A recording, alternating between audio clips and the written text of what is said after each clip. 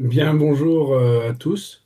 Et dans ce nouveau podcast qui aujourd'hui sera sur le, comment, le rapport secret de Khrouchtchev, dont on va parler surtout dans ses signifiants historiques et dans ses signifiants aussi politiques. Pour ceux qui connaissent peut-être approximativement la question, ce qui ce qui est tout à fait normal, le rapport Khrouchtchev, c'est en gros le rapport secret Khrouchtchev, qui en réalité est un secret de polichinelle à l'époque, hein. C'était en gros l'orientation politique que Khrouchtchev avait décidé de prendre euh, en 53 après la mort de Staline, pour en gros dire que la période stalinienne en URSS a été en gros un désastre, ou en tout cas en grande partie une grande erreur d'orientation, en termes d'orientation idéologique, politique et en termes de conséquences concrètes. Donc tout ce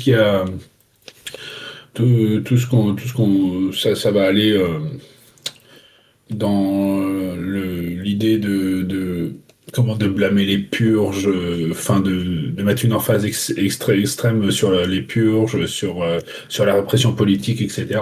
Et en gros, ça a été, on dit secret parce que officiellement, c'est ce qui précède, c'est pas quelque chose c'est pas été une politique officielle de gouvernement soviétique dès 53. Ça a commencé en 56 avec ce qu'on a appelé la déstalinisation, pardon, sous Khrouchtchev. Mais la volonté était là dès 53 avec le dit rapport et qui était secret qui était pas tellement secret parce qu'en réalité, tous les partis communistes du monde qui étaient alignés sur le mouvement, sur le seul pays qui était comment dirigé par un de leurs partis, enfin par un parti frère, voilà, faisait. Et je suis un peu fatigué, désolé, hein. Euh, du coup, bah, ça a créé vraiment une sorte de bifurcation dans le récit, dans le narratif qui a été donné par dans le mouvement communiste international sur enfin, sur comment appréhender la, enfin, la période stalinienne et l'Union soviétique en général, et au niveau des orientations politiques, stratégiques, idéologiques, etc. Voilà. Et donc, c'est pour ça que généralement on dit qu'il n'était pas si secret ce rapport, parce il était connu de tous. Et en gros, en 56, l'orientation politique de déstalinisation est officiellement prise. Et bah, en suit, on va dire, toute une période voilà, de mise au placard et de rejet de cette période, de rejet unilatéral de tout ce qu'avait pu représenter la politique, enfin, les orientations politiques sous Staline. Et, euh, et ça a évidemment changé aussi. Et là, on va dire que je vais pas aller plus vite que la musique, mais on peut voir aussi en fait quel choix politique ça a justifié aussi. Et pour nous, c'est vraiment très intéressant justement de d'analyser en fait qu'est-ce que ça a justifié le fait de voilà de brûler, de tuer le père d'une certaine manière. Bon, voilà, je vais pas en dire plus tout de suite. Je propose qu'on commence par une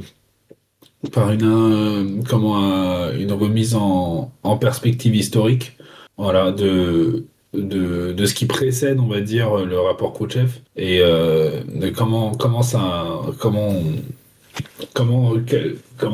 à partir enfin, d'où ça vient dans le temps long, à partir de même de la bureaucratie, de la bureaucratie sous Staline, des forces contradictoires qui étaient à l'œuvre.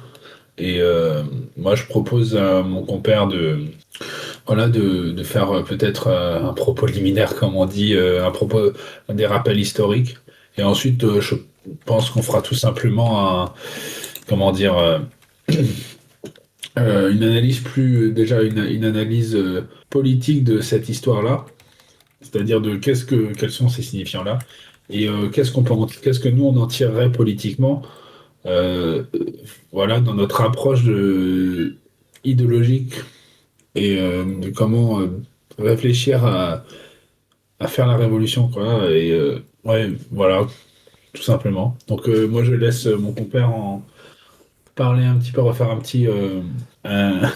un petit retour historique un peu plus factuel. Voilà. Ouais. Euh, Déjà, bonjour à tous et à toutes. Alors, le choix de ce sujet, c'est un peu, j'ai pas envie de dire c'est l'actualité, parce qu'on pourrait se dire c'est vrai, pourquoi est-ce qu'on parle de ça le rapport Khrouchtchev, enfin, le rapport secret de Khrouchtchev a 70 ans maintenant, c'est 56. Mais je pense, là-dessus, on est tous les deux d'accord, je pense que, même de manière générale, sur le fait que 70 ans après, il y a encore des, comment dire, ça a encore un impact sur la manière de faire de la politique, notre politique, l'idéologie, le regard qu'on peut avoir sur le RSS, sur même la période la période qui a été celle de Khrouchtchev, etc. Et comment est-ce que la perception du rapport secret a aussi été une arme en grande partie pour faire triompher davantage le révisionnisme. On se concentrera moins sur la teneur en lui-même du rapport secret. On pourra revenir sur ce que dit Khrouchtchev et tout pour ceux qui savent pas. Mais ce qui nous semble plus intéressant, c'est plutôt comment est-ce que ce rapport secret, la césure de 1956, va jouer beaucoup dans le mouvement communiste international.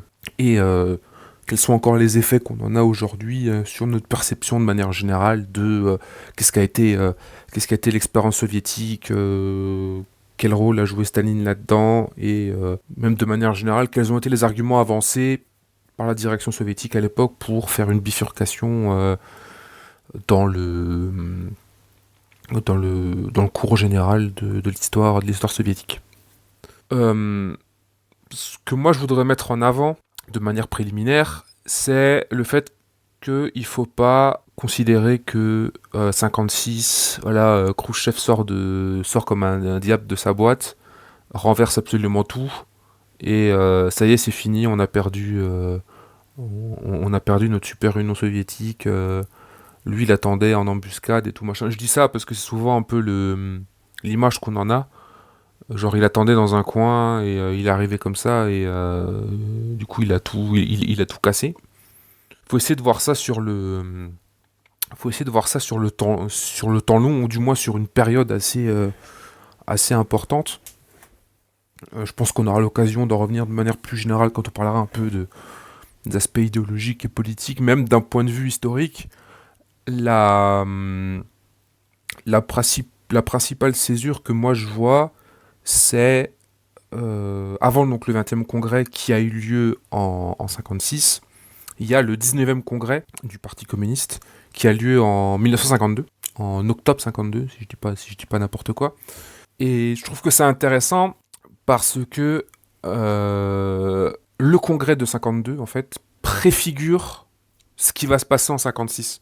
Dans le sens où les jalons sont déjà posés pour que Khrouchtchev enfin Khrouchtchev et l'équipe autour de Khrouchtchev puissent imposer un cours nouveau au parti communiste d'Union soviétique et en même temps puissent balayer d'un revers de la main Staline pour dire voilà tout ça ça a été mauvais, ça n'a pas été fait correctement. Maintenant c'est le moment de la construction du communisme, la légalité socialiste, la fin de la terreur d'État, etc., etc. En quoi est-ce que le rapport, le congrès de 52 marque une césure. Il y en a, il y en a plusieurs. Je pense elles sont elles sont importantes à noter dans le sens où le 19e congrès acte le fait que le socialisme a été construit en URSS et que le but était d'avancer vers le communisme. C'est tout l'axe du 19e congrès. C'est-à-dire, voilà, en gros, le socialisme a définitivement vaincu, il n'y a plus de classe antagoniste. Et il y a une espèce de transformation du rôle du parti, dans le sens où si le parti avant était l'avant-garde et devait diriger la lutte des classes, etc., etc., il y a un peu ce côté, le parti devient administratif, dans le sens où il est là pour gérer le développement des forces productives. D'ailleurs, ça se lit, si vous trouvez les documents du, du 19e congrès, c'est très techniciste, c'est beaucoup en mode genre, voilà, les forces productives, qu'est-ce qu'on a développé, quelles sont les bases, nanana, on va vers, comment dire, on va vers le communisme, donc du coup, faut qu'on continue cette lancée-là, etc., etc., etc. Finalement, on a ce côté un peu... il est possible de pouvoir trouver une gestion correcte en URSS en mettant de côté la lutte des classes. Et c'est intéressant parce que le congrès de... Ce congrès-là, le congrès de 52, marque plein de différentes ruptures. Comment dire, déjà le nom va changer. Ce sera plus parti communiste soviétique bolchevique, enfin pas soviétique, il deviendra le parti communiste juste du RSS, en disant en gros voilà, plus besoin de dire bolchevique parce que de toute façon c'est bon, on a compris, c'était contre les mencheviks, etc. Donc il n'y a plus besoin de garder le nom le nom du parti. Il y a le poste de secrétaire général qui disparaît, le bureau politique aussi, qui était l'organe de direction centralisé qui dirigeait en gros la ligne depuis Lénine, il a également été dissous, il a été remplacé par un présidium qui va être composé de 25 membres et de 11 suppléants, qui doit assurer ce qu'on va appeler la direction collective. Donc comme je l'ai dit, il y a aussi la liquidation du terme du terme bolchevique. Et puis il y a le fait que, encore une fois, vraiment le 10e congrès va mettre en avant le fait que le socialisme étant achevé, la période d'édification du communisme commence. Donc en déclarant le socialisme achevé, on considère que l'existence des classes antagonistes au socialisme, il n'y en a plus tellement, quoi. Et donc le parti, qui de base est considéré comme l'élément d'avant-garde, devient dans le congrès comme le point de ralliement de l'ensemble des communistes et des membres de la société soviétique qui veulent permettre d'avancer vers le communisme. Donc je pense que c'est important de comprendre, d'avoir ça déjà en arrière-plan. Le congrès de 52, d'octobre 52, dans lequel Staline en tant que tel ne participe d'ailleurs même pas, puisque il fait juste un discours de fin pour saluer les délégations étrangères, montre à quel point les bases étaient déjà posées pour qu'en 56 Khrouchtchev puisse commencer à mettre en avant ce qui va devenir la coexistence pacifique, l'État et le parti du peuple tout entier, etc., etc. Donc voilà, on est là-dedans. Donc je sais pas si toi t'as des remarques ou choses à ajouter là-dessus. Bah, c'est intéressant parce qu'en fait, on voit déjà les signifiants politiques que ça a et les bifurcations qui ont été prises à ce moment-là, avec toute l'idée que si on finit, si on se dit il y a plus que des classes amies ensemble qui avancent vers le communisme, ça se justifie et ça se concrétise, comme tu l'as dit, hein, par la liquidation, peut-être un peu fort, mais on va dire, ouais, si, la liquidation du parti en tant que organe de direction politique, voilà, de direction politique. Et effectivement, on est de. Enfin, les bases sur lesquelles ils disent ça, c'est vrai que c'est intéressant. Tu dis c'est techniciste, hein. Bah ouais, c'est pour ça qu'il faut analyser les choses dans la profondeur, sinon on se perd dans des considérations qui sont pas sérieuses, quoi. Voilà. Mais oui, sinon, non, par rapport à ce que tu viens de dire, rien à rajouter. Je pense que Je pense que c'est assez clair, hein. Je pense que toute cette évolution, elle a bien permis, comment dire, en fait, elle a vraiment mis dans un fauteuil quelque part. Là, ça a été Khrouchtchev, ça aurait pu être quelqu'un d'autre, hein, mais elle a mis Khrouchtchev dans, et là, ce qu'on a, enfin, comment ça s'appelle, le révisionnisme dans un fauteuil, parce que elle a permis une forme de d'entériner, même dans les structures de l'État, une forme de, ouais, de, une forme de collaboration de classe, mais teintée de rouge, quoi. Et, euh, et voilà, les erreurs, elles étaient déjà là, elles étaient déjà présentes, quoi, là-dessus, à ce niveau-là, quoi. Donc, j'ai rien à rajouter à part ça. Sur quoi on pourrait embrayer, du coup, à partir de là. Bah, je pense que on peut embrayer sur sur le fait que euh, il y a en tant que tel, c'est intéressant parce que malgré le congrès le congrès de 52, il y a quand même il y a plusieurs, enfin, comment dire, il y a plusieurs choses à avoir à avoir en tête, un peu dans le, comment dire, dans le combat, contre le, j'ai envie de dire un peu contre le révisionnisme, dans le sens où ce qu'il faut comprendre aussi, je pense, c'est l'impact gigantesque qu'a eu la guerre et la Grande Guerre patriotique sur comment dire, sur l'Union soviétique. C'est-à-dire qu'il y a de, des millions de communistes et de cadres qui sont morts pendant la guerre contre l'invasion nazie.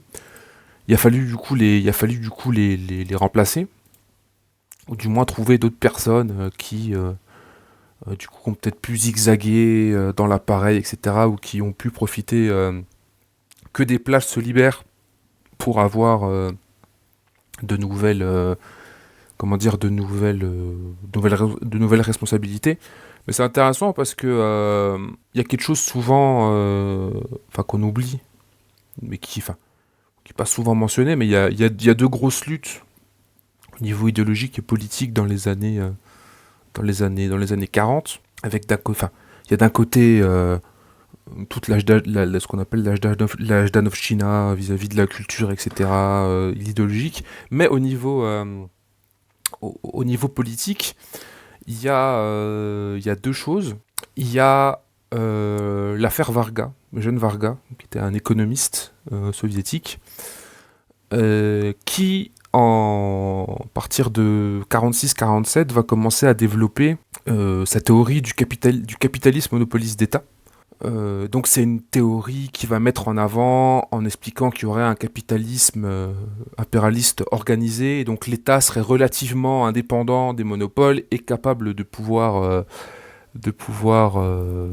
comment dire, de pouvoir planifier. Donc ça sous-entend que puisque l'État pourrait planifier dans le capitalisme et qu'il y a une contradiction entre les monopoles et l'État, il y aura un espace neutre qui pourrait être saisi par la classe ouvrière, donc qui pourrait être saisi par l'action parlementaire.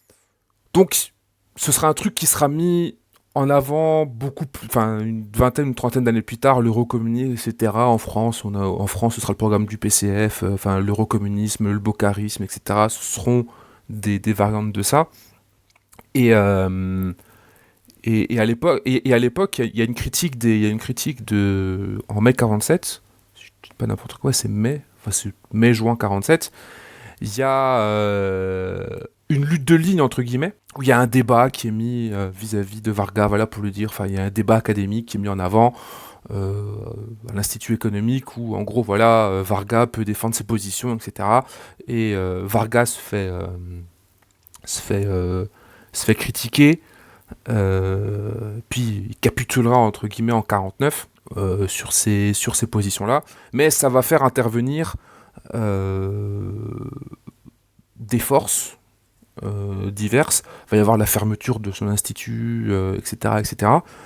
Euh, et puis il va y avoir la contre-attaque, entre guillemets, la contre-attaque de Staline, entre guillemets. Ce sera lorsqu'il écrira Les problèmes économiques du socialisme en URSS en 52 d'ailleurs, où il va attaquer directement les thèses de Varga, notamment sur l'inévitabilité de la guerre, qui était toujours possible alors que Varga les niait. Euh, et donc voilà, ça c'est le premier, comment dire, le premier coup qui est tiré. Après, il va y avoir en 49 ce qu'on va appeler l'affaire de Leningrad, qui est pareil, qui est une lutte vis-à-vis du parti de l'organisation à Leningrad, qui est accusé de vouloir favoriser des réformes économiques qui allaient contre le plan. Il va aussi y avoir des comment ça s'appelle des accusations de fraude, etc., mais qui seront dirigées vers, à l'époque, les représentants, notamment un représentant du plan, Wozenetsky, etc., qui sera accusé, qui sera d'ailleurs, qui sera d'ailleurs fusillé, etc. Tout le monde sera fusillé. Et donc, il y a une lutte de ligne qui se met en place, mais le souci, c'est qu'en fait, c'est réglé de manière totalement administrative, quoi. Il y a pas de, c'est considéré en fait comme des déviations. C'est pas considéré comme des formations idéologiques et politiques qui, dans la société soviétique, peuvent trouver un appui à la fois dans la société et à la fois dans le parti. Et ça, c'est un problème de manière générale qu'il y avait dans l'URSS sous Staline, hein, le fait de privilégier souvent les méthodes administratives plutôt que de vouloir mettre en avant le mouvement de masse, etc., pour essayer de corriger la vision du monde dans le parti, etc., et de mener des grandes enquêtes idéologiques. Donc il y a ça aussi à voir en arrière-fond. Et puis troisième chose aussi, je pense qu'il y a une importance, parce que ça va avoir une importance après aussi dans la séquence et dans la manière dont quand même Khrouchtchev va, va assurer son pouvoir. Il y a la question de l'armée. Le parti sort de la guerre absolument défiguré et amoindri sur le plan idéologique, politique et même en termes de nombre de cadres et même de militants, etc. Donc, en gros, ce que dit l'armée sans dire l'armée, c'est en gros, si le parti peut plus gérer la société, nous, on peut s'en occuper, quoi. Et c'est pour ça qu'il va y avoir des grandes luttes à la fin des années 40. C'est pour ça d'ailleurs que Zhukov va en partie va être démis de ses fonctions. Pas parce que Staline était jaloux de lui et parce qu'il leur reprochait d'avoir gagné la guerre contre Berlin, je sais pas trop quoi. Non, non, c'est parce qu'en gros, l'armée prenait de plus en plus d'importance et comment dire, Staline, on comprenait que l'objectif, c'était pas qu'il y ait une espèce de dictature militaire qui se mette en place en URSS. Et ça va expliquer pourquoi est-ce que l'armée va pas mal se faire attaquer au niveau de sa direction, etc. Va avoir certains privilèges se faire révoquer à la fin des années 40, au début des années 50. Et ça va nourrir un ressentiment que Khrouchtchev va réussir à mobiliser, parce que par deux fois, Khrouchtchev va utiliser l'armée.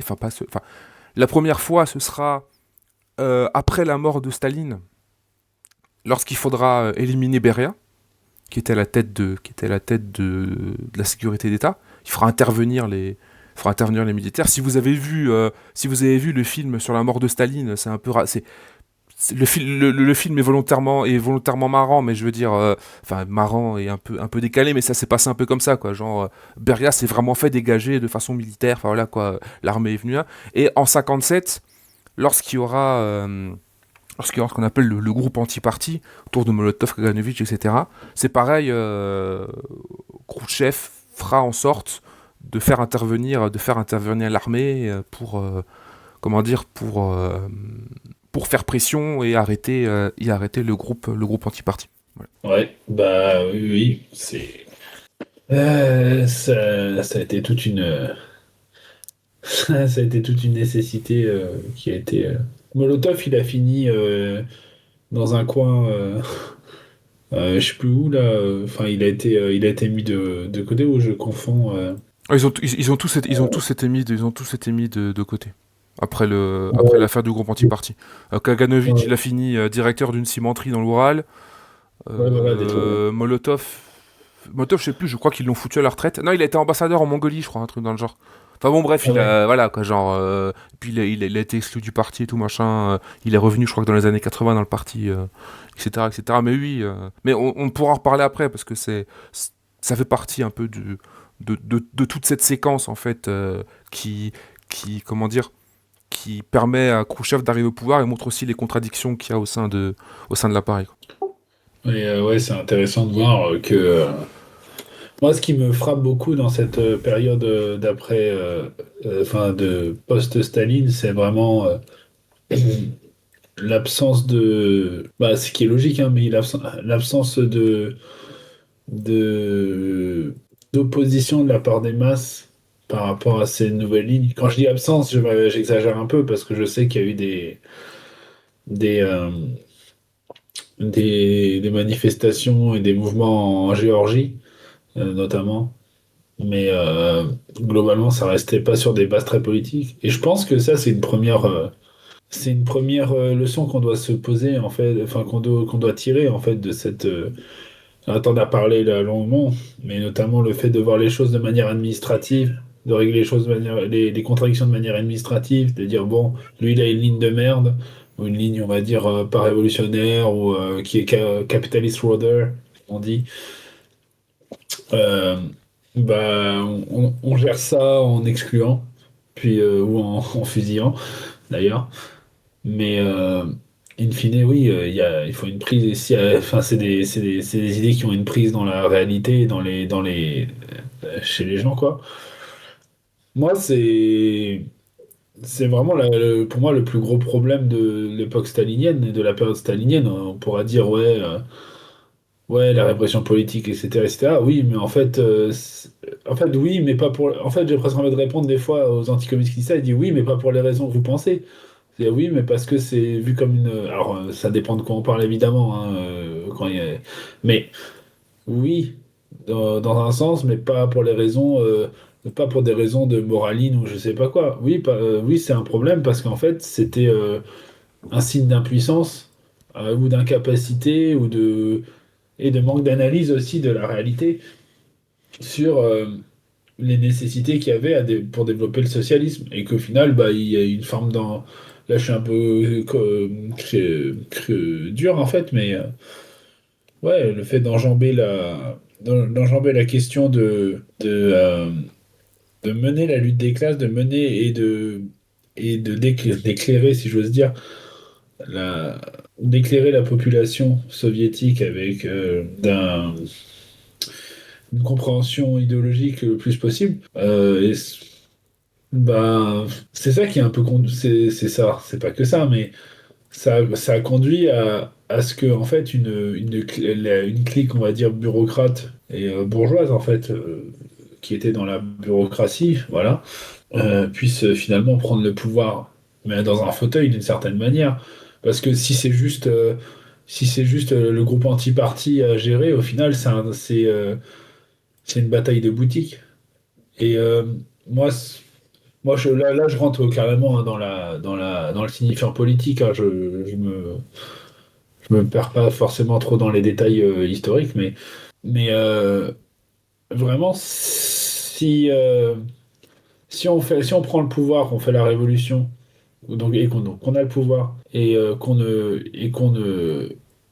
règle pas profondément les contradictions internes au peuple, à la population, qu'on ne cherche pas à l'élever, à lui faire prendre en main la chose politique. Ouais, ça fait un petit peu républicanisme débile de dire ça, mais c'est vrai, mais on va dire dans un sens, on va dire dans un sens de construire le socialisme, mais de manière en poussant toujours la compréhension du plus grand nombre vers le haut. Alors c'est une belle formule, hein, je sais très bien que c'est très compliqué dans les faits, mais si on s'attelle pas sans cesse à cette tâche-là, bah en fait on se met à on se on prête le flanc d'une certaine manière à bah, une clique, on va dire, un petit peu aux clics bureaucrates et aux clics capitalistes à l'intérieur du parti, à l'intérieur de la population, pour prendre le pouvoir, pour prendre le pouvoir et régler le truc de manière, on va dire, administrative. Surtout qu'en plus, moi, il y a un truc dont je suis persuadé que je. C'est même pas que je suis persuadé, je le sais, Je pense qu'en réalité, dans la population, si tu fais pas un travail conscient, continu et répété euh, de, de, ouais, de monter en,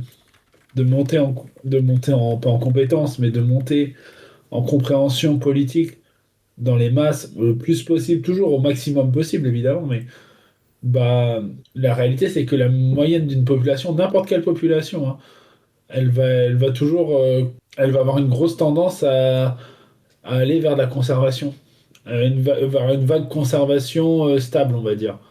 C'est et de fait, sur un terrain comme ça, c'est toujours une forme je vais dire une forme de centre droit qui gagne, voilà, qui fait pas trop peur. Et, et ça, c'est vraiment une tendance naturelle, on va dire, naturelle, j'aime pas le terme, mais une tendance par défaut, on va dire, des populations. Et c'est pour ça que cette, euh, cette bataille culturelle et cette bataille idéologique, elle doit être menée, mais de manière harassante, hein, c'est un effort harassant, euh, voilà, de la part du parti et des organisations qui y sont liées, mais d'abord pour lutter contre contre ce confort conservateur, en réalité. Et bah, dans le cas de l'Union soviétique, il faut bien avouer que même si il ne faut pas dire qu'il n'y a rien qui a été fait, parce que ça serait grossier. Mais faut bien admettre que, en termes, ça parlait de construire le socialisme, mais je pense que le soviétique moyen, construire le socialisme, c'était en majorité beaucoup plus un slogan mêlé à une vague idée que d'amélioration des conditions de vie, plutôt que vraiment une, une, une mission historique des masses qui se donnait, quoi. Et bah, dans ces conditions-là, effectivement, moi, enfin, comment renverser la table et dire, bon, bah, Staline, c'était de la merde, voilà, tout ce qu'il disait, bon, tous. Voilà, toute la ligne de Staline, c'était horrible, ou c'était une grande erreur, ou blablabla. Bon, évidemment, ça a été vendu en disant qu'on allait construire le vrai socialisme. T'inquiète pas, je sais ce qu'on je sais ce que je fais. Mais toujours est-il qu'en réalité, bah, c'est ce que je voulais dire dans mon introduction, hein, quand je disais, ça a justifié une orientation qui est sous couvert de nécessité, etc., de développement des forces productives, etc. Sous couvert de tout ça, d'ouvrir le pays à au marché internationaux, d'ouvrir, de libéraliser l'économie, évidemment pas de manière brutale, enfin pas de manière aussi brutale que nous on pourrait voir aujourd'hui, évidemment. On peut pas, de toute façon, on peut pas passer d'une société qui a une propriété, qui a finalement presque plus de propriété privée des moyens de production. Euh, et encore non, qu'il n'y en a plus d'ailleurs en 53, sauf erreur. Évidemment, on peut pas passer de ça à juste, comment dire, on peut pas passer de ça un libéralisme à la Milei, si tu veux, mais toujours est-il qu'ils ont mis ils ont quand même commencé à libéraliser des secteurs de la production. Et une des choses un des exemples que moi je trouve assez tragique, ça a été le fait que beaucoup de paysans avec Khrouchtchev, bah, la plupart en fait se sont endettés parce que il a liquidé le fonctionnement des hangars collectifs où le matériel agricole était entretenu et en libre service, quoi. Euh, il y a plein de choses comme ça, ont été introduits et justifiés justement par bah voilà, toute cette propagande, toute cette nécessité, toute cette, ouais, toute cette propagande, tout ce rapport secret, quoi. Et, euh, et qui vient de tout ce que tu as, enfin, qui vient de loin, vient de tout ce que tu as décrit auparavant. Donc voilà, ce que j'en tire, c'est vraiment ça. C'est en soi, on peut mettre en loi l'abolition des moyens de production, les moyens de production, n'importe quoi, de la propriété privée des moyens de production. Je suis pas anti-cive, hein, au cas où. Euh, mais euh, mais faire ça formellement et même mettre des moyens, on va dire, concrets derrière, ça suffit pas. Il faut vraiment que les gens s'emparent, que les masses, bah, les gens, ça veut rien dire, les masses prolétaires et les masses en général, s'emparent vraiment de cette construction de manière subjective. Parce que sinon c'est trop facile en fait c'est encore plus facile. De base, ils sont avantagés, mais c'est encore plus facile pour ce qu'on appelle le révisionnisme de gagner. Et ça n'a pas été si simple non plus, mais d'une certaine manière, il suffit juste que, en l'occurrence, celui qui incarne la ligne la ligne de gauche, on va dire, ou la ligne qui maintenait qui maintenait, on va dire, ces acquis, on va dire acquis un peu comme la gauche classique le fait, mais euh, qui meurt ou qui soit disqualifié ou etc. Pour que derrière, les gens ils prennent, enfin, la clique opportuniste prenne le pouvoir et que finalement, en termes de, en termes d'opposition, il n'y ait plus grand-chose, quoi. Alors, en vrai, on peut même le comparer, et là je finirai sur ce passage-là. Euh, c'est intéressant parce que nous, en tant que maoïstes, on, on compare souvent, on va dire, les réactions à la mort de Staline dans la population soviétique, aux réactions à la mort de Mao, et pas seulement à la mort de Mao, la victoire à la victoire de Deng, on va dire, définitive, arrivant au pouvoir. On les compare, on va dire, souvent parce que dans un cas, le cas de Staline, comme j'ai dit, il y a très peu d'opposition dans les masses en réalité sur la nouvelle orientation politique de Khrouchtchev. C'est-à-dire il y a un peu de mouvement à Géorgie, mais finalement pas grand-chose. Et surtout sur une base nationaliste en réalité. La mort de Mao, on a quand même beaucoup de plus d'opposition, de manifestations, et il y a un niveau de répression qui est très élevé pas dans tout le pays évidemment, mais dans tous les bastions, on va dire, qui voulaient rester fidèles à l'idée en fait d'une construction du socialisme qui soit pas qui soit pas qui soit réel, mais et qui croyait pas dans l'idée de s'enrichir de construire le socialisme par comment par une bête accumulation des forces productives sans orientation politique, sans construction idéologique, sans construction d'un autre modèle, quoi, ou en tout cas de manière, ou pas, ou alors au-delà du slogan, j'entends, ça demandait beaucoup plus d'opposition, quoi, plus de répression. Et ça, c'est un exemple. Alors même si en Chine, effectivement, l'orientation capitaliste a quand même gagné, euh, la mort de Mao, ça n'a pas signifié, et on pourrait critiquer plein d'autres choses hein, dans la ligne de gauche. Là, je suis dans le Parti communiste chinois, c'est pas le sujet d'aujourd'hui, mais toujours est-il que quand on implique les masses dans ces questions-là, et qu'on les fidélise, qu'on les solidifie intellectuellement, subjectivement, tout ce qu'on veut, ça rend la ligne la ligne rouge, on va dire, la ligne socialiste, d'autant plus forte. Donc, je ne vais pas dire que je vais pas dire que c'est une digression parce que ça n'en est pas une, mais c'est vrai que là je partis un peu loin, mais je pense que c'est impossible en fait de parler du rapport Khrouchtchev et des orientations politiques des Khrouchtchev sans parler en fait de de ce que ça veut dire pour nous en fait dans la construction du mouvement révolutionnaire. Parce qu'en fait cette question-là, elle se pose à chaque étape hein, en réalité. Je pense qu'il y a plein de. Sauf que quand c'est à l'échelle d'un État, évidemment, les conséquences sont autres. Tu vois, quand c'est un truc de groupuscule qui s'éclate, on s'en fout. Mais quand c'est à l'échelle d'un État, ça a un impact autre, quoi. Et je pense qu'il faut vraiment se poser la question. euh, est-ce que quand on construit un mouvement révolutionnaire, il faut se poser la question, est-ce que ce qu'on est en train de faire, que la manière dont on est organisé, les questions qu'on se pose, les analyses qu'on fait, correspondent à a l'objectif de construire le socialisme, construire aller vers le développement d'un monde communiste. Est-ce que ça va dans ce sens-là? Et ça, il faut toujours se le poser comme question. Et est-ce que on fait pas ce qu'on fait parce que bah, c'est plus facile, puis ou alors c'est une voie plus rapide, ou enfin c'est une voie plus évidente, etc., etc.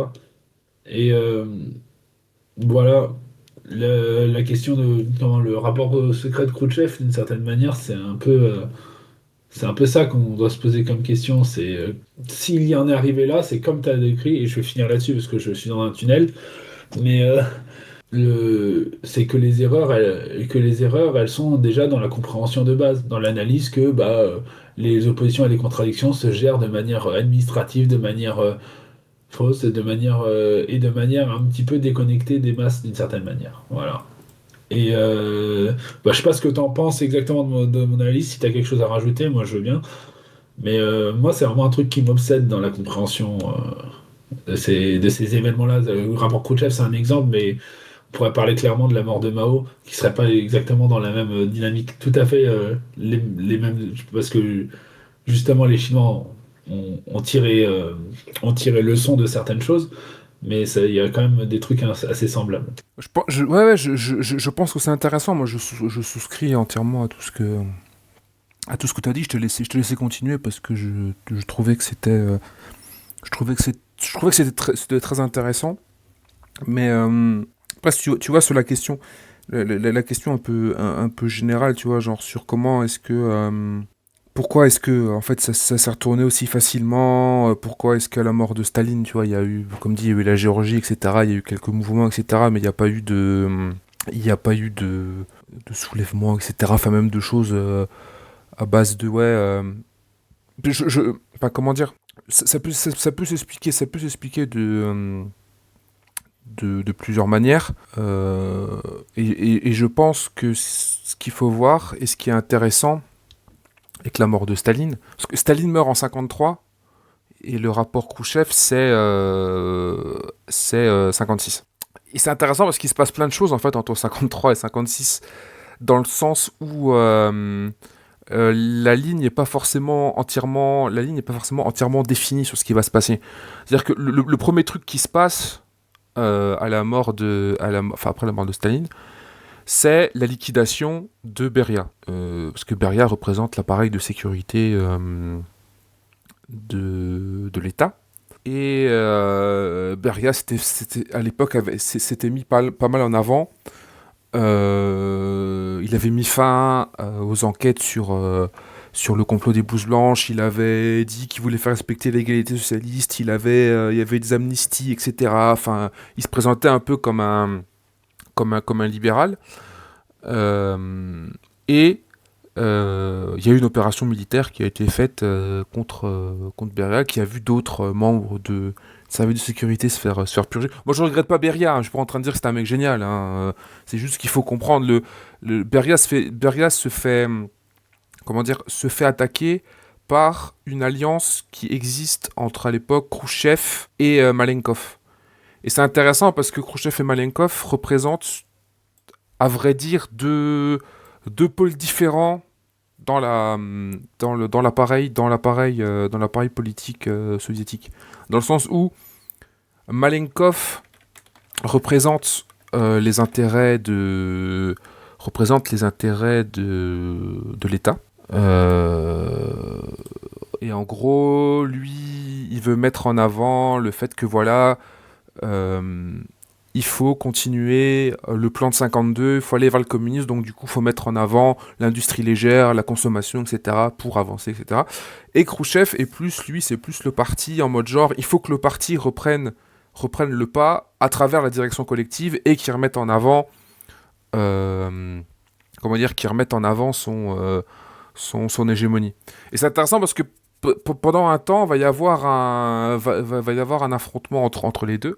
Et finalement, Khrouchtchev va prendre le dessus, il va réussir à écarter Malenkov et à mettre à sa place Boulganine. Malenkov finira quelque part en Asie centrale. Tout le monde finira tout le monde finira un peu par l'oublier, par la suite. Mais il y a vraiment une question de lutte qui se produit et qui se cristallise à ce moment-là. Et c'est intéressant de ne pas oublier que ouais, Khrouchtchev, en fait, il n'arrive pas au pouvoir juste comme ça. Enfin, il y a vraiment une lutte très importante qui donne ensuite l'orientation. Et c'est intéressant parce que pareil, de 53 à 56, il y a pas de rejet brutal de Staline dans la presse ou dans les discours. On cite toujours Staline, il est toujours cité comme dirigeant, camarade de Lénine. Alors il y a quelques critiques qui commencent à se faire sur voilà, le cul des personnalités, etc. Mais je veux dire, il n'y a pas d'attaque. Il n'y a pas une attaque systématique qui est lancée contre, contre Staline. C'est vraiment à partir de 56 qu'il va y avoir une offensive tout azimut. Et c'est intéressant parce que lorsque le rapport est lu, euh, il y a un grand silence, les délégués applaudissent, il y a pas de mouvement de protestation. Alors il y en a qui racontent que par contre il y en a certains qui sont sortis parce qu'ils étaient, il y a certains délégués qui sont sortis parce qu'ils étaient, ils étaient pas bien, enfin genre ils étaient malades, ils comprenaient pas vraiment ce qu'on était en train de ce qui était en train de passer, ce qu'on était en train de leur dire. Et il faut dire que Khrouchtchev a pas mal aussi joué sur des tas de tas de choses. En fait, le comment dire, la principale je dirais l'une des principales critiques qu'a fait Khrouchtchev, c'est de dire voilà tout ce qui s'est passé là, c'est un peu de la faute de Staline. C'est un peu de la même manière. Pour faire le parallèle, je dirais c'est un peu de la même manière que les thermidoriens ont fait avec Robespierre. C'est-à-dire ils ont dit voilà, il y avait une époque avant, il y avait un gars, c'était un dictateur, il était méchant. C'est lui qui a tout dit qu'il fallait qu'on fasse. Et maintenant c'est bon, cette période elle est finie.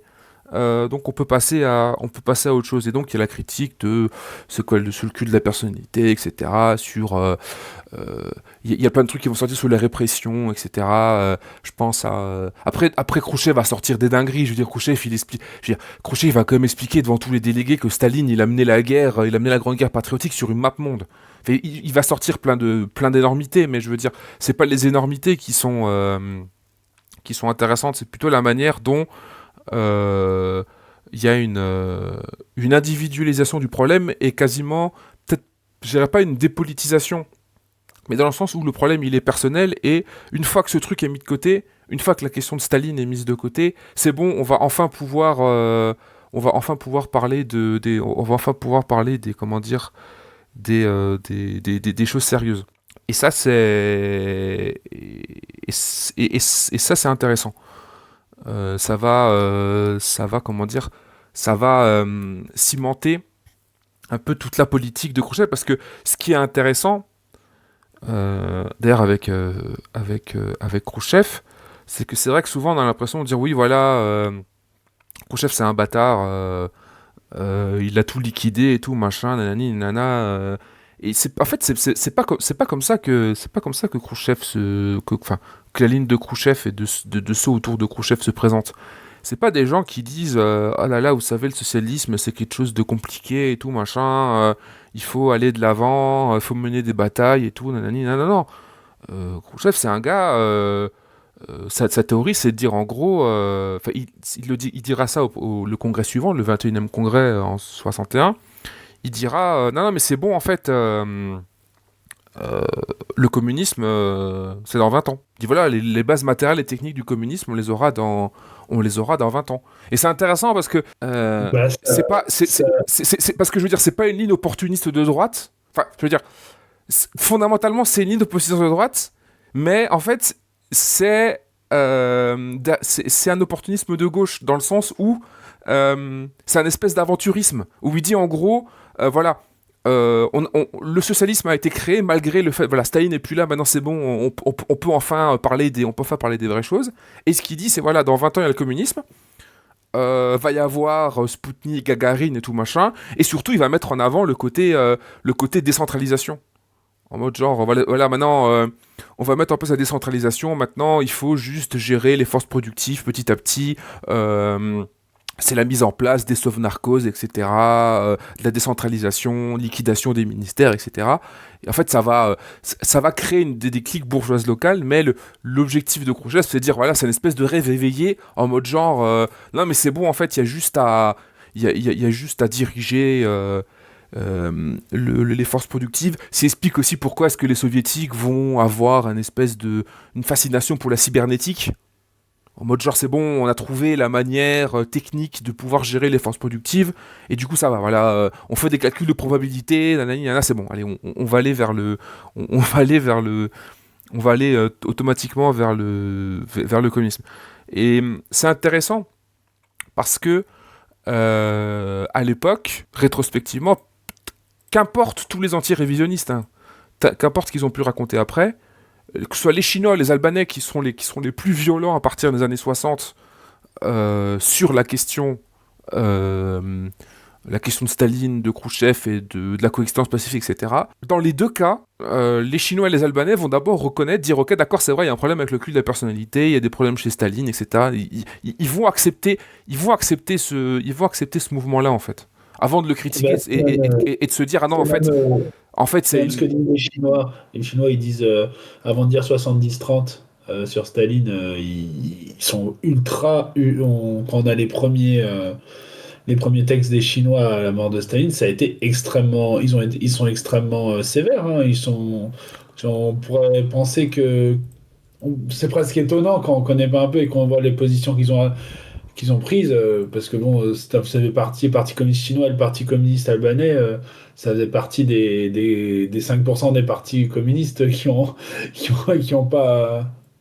Enfin, qui n'ont pas embrassé le rapport Khrouchtchev, quoi. Donc, mais à la base, ils sont ultra. Je suis d'accord. Moi, j'avais lu un texte, il faudrait que je le retrouve. Les Chinois, ils disent, enfin, ils mâchent pas leurs mots, on va dire, sur Staline. Hein. Ils disent vraiment, bah, il le a fait des texte, trucs. le texte, c'est sur la question de Staline. Hein. C'est celui-là, c'est le Ah oui, texte, voilà, c'est ça. c'est le texte sur la question. Le texte sur la question de Staline, je trouve qu'il est plus assassin politiquement que n'est le rapport, le rapport Khrouchtchev. Hein. Ouais, mais il est politique. Hein. Oui, voilà, c'est ça la différence. La différence, c'est qu'il est politique. C'est pas simplement Staline, celui qui nous a, c'est celui qui était méchant, ou du moins l'espèce de grande figure tutélaire qui manipulait tout le monde, qui a mis les purges, etc., machin bidule. Mais oui, non, mais la critique la critique est violente. Mais ce que je veux dire, c'est que voilà, au début, il n'y a pas de, il y a pas, il y a pas de, c'est pas aperçu comme ça.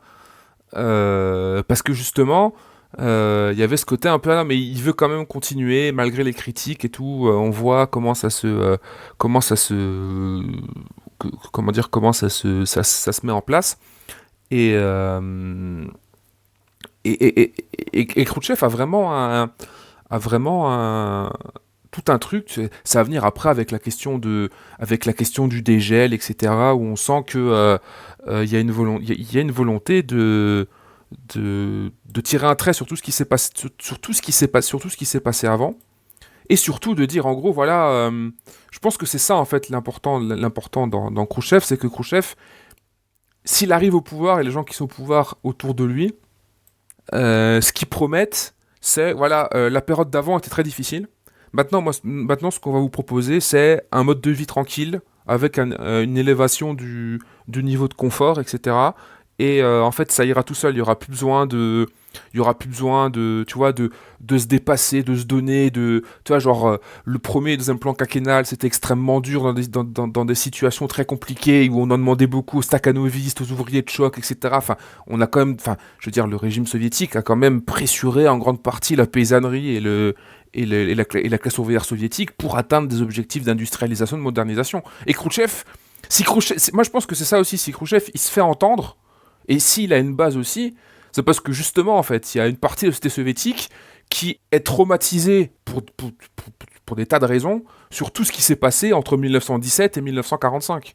Parce qu'il s'en est passé des choses, hein. La guerre civile, l'intervention, la collectivisation, l'industrialisation, les purges, enfin, je veux dire, et la grande guerre patriotique.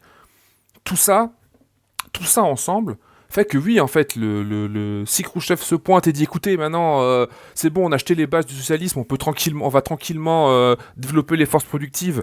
On n'a plus trop besoin. On n'a plus trop besoin d'un encadrement sévère de la société de manière générale. C'est parti, on peut y aller, tu vois. C'est compréhensible pour des tas de, je pense pour des tas de secteurs comment dire, de la société soviétique. Puis aussi la société soviétique a aussi beaucoup évolué dans le sens où il y a une transformation radicale de la société soviétique entre l'avant et l'après-guerre. À la fin des années 50, enfin début des années 60, l'Union soviétique devient un pays où la population urbaine devient majoritaire par rapport à la population rurale. Et ça explique aussi pourquoi est-ce que l'hégémonie de la ville, entre guillemets, représente le triomphe aussi de couches bureaucratiques et managériales sur le prolétariat urbain et sur les masses paysannes. Ce qui d'ailleurs, dans d'autres proportions, a aussi été le cas sous Mao, ou la période après Mao, ou la période de Mao, c'était, il y avait une espèce de dédain et de mépris pour la ville en tant que facteur mis en avant par la droite et les révisionnistes de facteurs économiques, etc. Au contraire, il fallait plutôt développer l'intérieur du pays, aider la paysannerie, etc. Et donc tout ça mis ensemble, tout ça mis ensemble est comment dire, est très intéressant et permet de comprendre la victoire de Khrouchtchev. Et c'est pour ça, en fin de compte, que la seule opposition qu'a Khrouchtchev, c'est-à-dire en 57, le groupe anti-parti, ce qu'il faut comprendre, c'est que le groupe anti-parti, quand il s'oppose à Khrouchtchev, en tant que tel, ils n'ont pas de plan pour virer Khrouchtchev. Molotov, il raconte qu'en fait, il voulait juste le démettre de ses fonctions et lui filer l'agriculture. Tu vois, dire, ah, vas-y, on va lui filer l'agriculture, il arrêtera de faire n'importe quoi, tu vois. Mais je veux dire, ils n'avaient pas de plan, ils avaient pas de plan défini pour, comment dire, tu vois, pour tenter de renverser Khrouchtchev. Il n'y avait pas de clarté idéologique, surtout il n'y avait pas de mobilisation de masse. Mais ça, je pense que c'est parce qu'en fait, pour ces gens-là, en fait, c'est pas que c'était inconcevable, mais c'est juste que ça pouvait se régler comme ils l'avaient toujours fait au sein du parti, par des luttes un peu feutrées, etc. Et, euh, et du coup, c'est intéressant, même ça, même le groupe anti-parti, qui était pourtant et pourtant Malenkov, Kaganovich, enfin il y avait d'autres personnalités chez Lépine, etc., qui étaient plutôt des gens opposés à Khrouchtchev sur pas mal de plans, n'avaient rien à proposer à d'autres. Parce qu'en fait, tous ces gens-là étaient d'accord pour dire que à partir du moment où tous ces gens-là sont d'accord pour dire que le socialisme a été établi en URSS, c'est compliqué comment dire, c'est compliqué d'avoir des oppositions franches et de pouvoir trancher, quoi.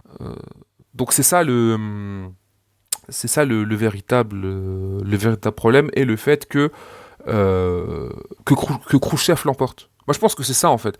Khrouchtchev l'emporte principalement parce que la théorie des forces productives, une classe managériale et technocratique est arrivée aux manettes. Et ça a permis ça en fait, de dire en gros, vous inquiétez pas, tout ce que vous avez connu avant, c'était violent, c'était absolument horrible. Mais maintenant, on va pouvoir avancer tranquillement vers le communisme. Et je terminerai là-dessus. À la fois, ça réconfortait les soviétiques, mais à la fois à l'extérieur, parce qu'à l'extérieur, c'est la théorie de la coexistence pacifique, etc., de dire en gros, c'est exactement pareil en fait. Étant donné que il y a la théorie du capitalisme monopoliste d'État et que du coup, voilà, il y a un espace qui s'est créé, le capitalisme s'est stabilisé, peut planifier, etc. Du coup, les partis communistes peuvent aussi abandonner toute idée de révolution violente et peuvent se lancer dans des combats parlementaires pour prendre l'État, arracher l'État au monopole et pouvoir mettre en place le socialisme. Ouais, ouais. Bah ouais, c'est intéressant de se dire que il y a toute la base, même idéologique, et t'as bien dit les choses. En fait, Khrouchtchev, il reprend vraiment. Ouais, il y a une forme de continuité d'une certaine manière dans ce qu'il propose par rapport à. Ouais. Et bah, de toute façon, moi, je pense qu'on peut jamais gagner, prendre le pouvoir sans répondre à une forme d'aspiration populaire d'une partie de la population suffisante, en tout cas. Euh, ouais, c'était vrai pour les bolcheviks en 17, hein, et encore plus après.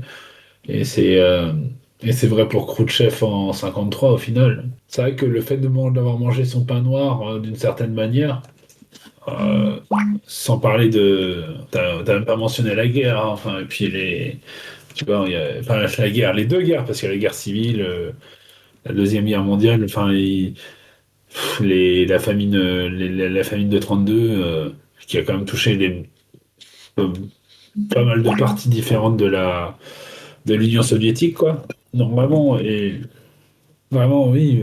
Ouais, tout à l'heure, je disais un peu de manière schématique, ouais, bah, je pense que c'est vrai quand même, tu vois. Bah, de toute façon, c'est vrai, de toute façon. Mais c'est vrai que le fait de ne pas avoir impliqué les masses, comme je disais tout à l'heure, au final, ouais, ils sont restés dans leur forme d'habitus de gouvernance, même le groupe anti-parti, comme tu disais. Au final, c'était presque.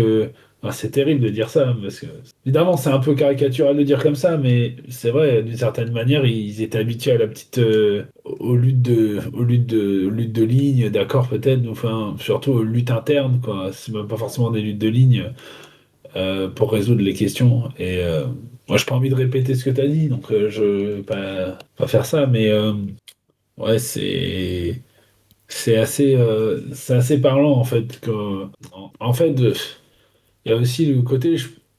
Bah, évidemment qu'il y avait, il y avait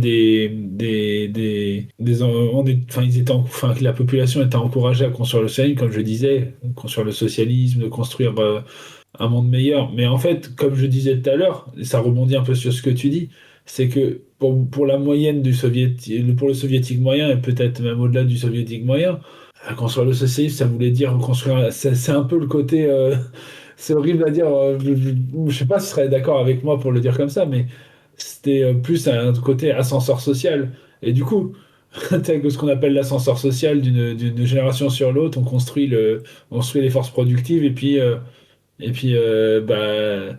les conditions s'améliorent. Et du coup, maintenant, du coup, on est vers de plus en plus vers plus de socialisme, presque de manière cumulative, quoi. Et du coup, quand Khrouchtchev il arrive avec cette idée que c'est bon, vous avez mangé votre pain noir, vous avez construit le socialisme. Maintenant, on va simplement accumuler les forces et voilà, quoi. Bah, c'est logique en fait. C'est ce qui a été donné à comprendre d'une certaine manière en Union soviétique à la population, en grande partie. En tout cas, dans la compréhension moyenne des choses, c'était en grande partie ça. Et en même temps, on peut pas non plus le mépriser parce que enfin, ça veut rien dire de dire ouais, travailler comme des tarés sans pour construire le socialisme, mais oubliez-vous complètement, quoi. Bah non, évidemment que c'est... Bon, voilà. Non, mais je suis. Vraiment, Non, mais. encore rajouter plus, mais oui. Non, mais je suis. Non, non, mais je suis. Moi, je suis d'accord, tu vois, dans le sens que tu disais la question de l'ascension sociale.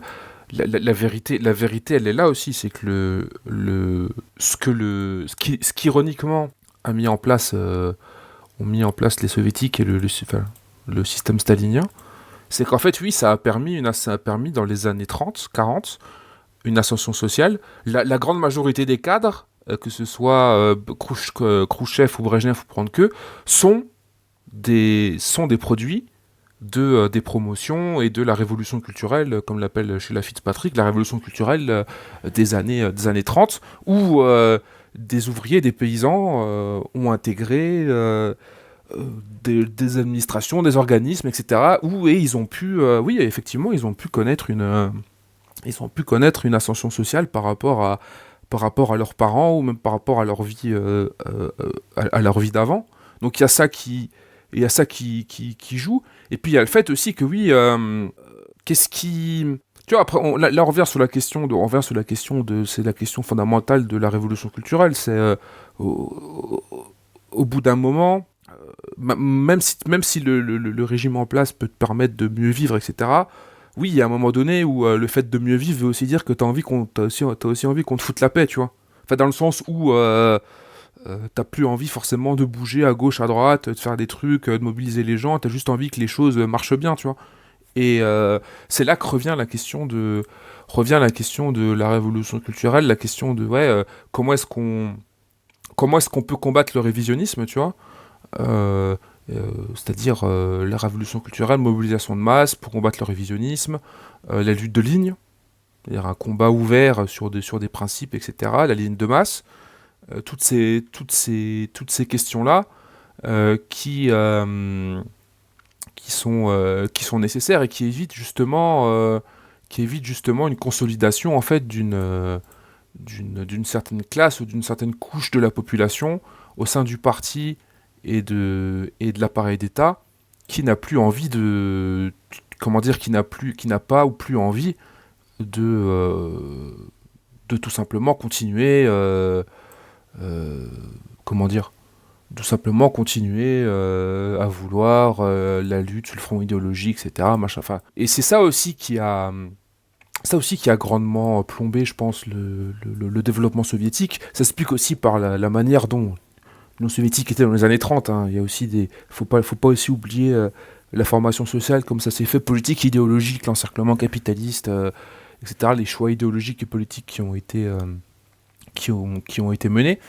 Mais le fait central, c'est un truc dont on n'a pas parlé aussi, moi je pense qu'il faut pas oublier, c'est le fait que quand même, au milieu de tout ça, j'ai envie de dire le principal responsable entre guillemets de tout ça, ça reste quand même Staline, parce que c'est quand même la constitution de 1936, en mettant en place les citoyennetés soviétiques, et en permettant et en voulant faire participer absolument tout le monde aux élections, etc., sur une base égale, etc., secrète, machin, etc., proclamait en substance qu'effectivement, en Union soviétique, il y avait plus que trois groupes sociaux, trois classes, les ouvriers, les paysans, les intellectuels prolétarisés, qui en fait œuvraient ensemble déjà pour la construction du socialisme.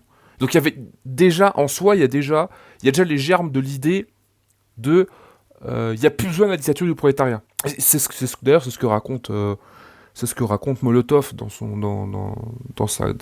les conversations qu'il a avec Chouyev. Il raconte, je crois, il dit en 48-49, il dit un jour je discute avec Staline et Staline me dit ouais, moi je pense qu'on a plus besoin de dictature du prolétariat en URSS. Et Molotov, il se rappelle de ça et il dit ouais, en fait ça c'est une position problématique parce que ça veut dire quoi concrètement de plus avoir besoin de la dictature du prolétariat.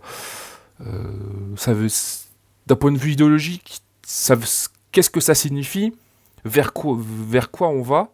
Et je pense que tout ça travaillait à la société soviétique depuis un moment donné, et Khrouchtchev est celui qui, en virant la tutelle de Staline et en disant voilà, il est responsable de toutes les saloperies qu'il y a eu, etc.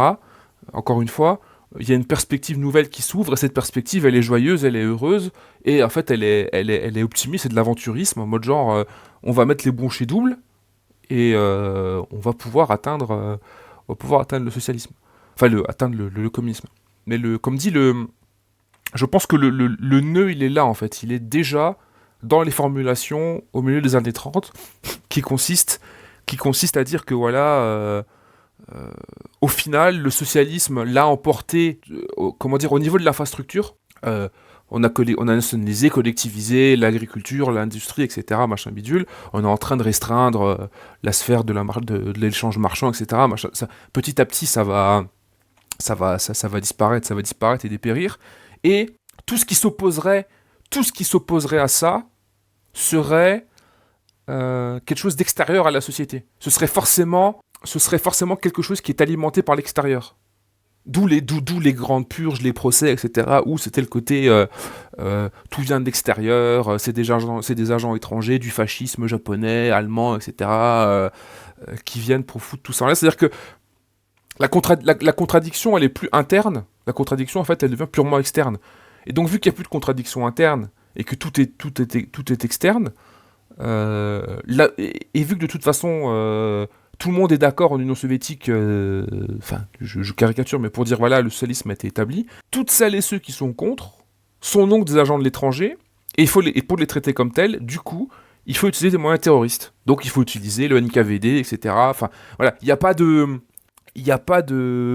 volonté idéologique de lutte de Lénine, etc., de vouloir lancer des mouvements de rectification, de correction. Pourtant quand tu lis Staline dans les années 30, c'est quelqu'un qui dit il faut pratiquer la critique et l'autocritique. Enfin, il y a- il- c'est quand même exprimé, mais mais ça se matérialise pas ou très peu dans dans la politique soviétique. Et tout ça l'a laissé une place justement à ce que le révisionnisme puisse se faufiler et puisse trouver des oreilles attentives.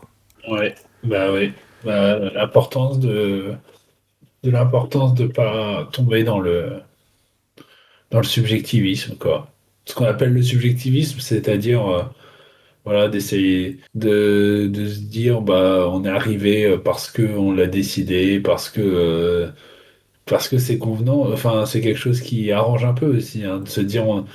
Moi, je suis persuadé que ça les arrangeait bien aussi d'une certaine manière de se dire qu'on était arrivé à une société où tout le monde est en symbiose en fait vers les mêmes intérêts ou plus ou moins les mêmes intérêts de classe, quoi.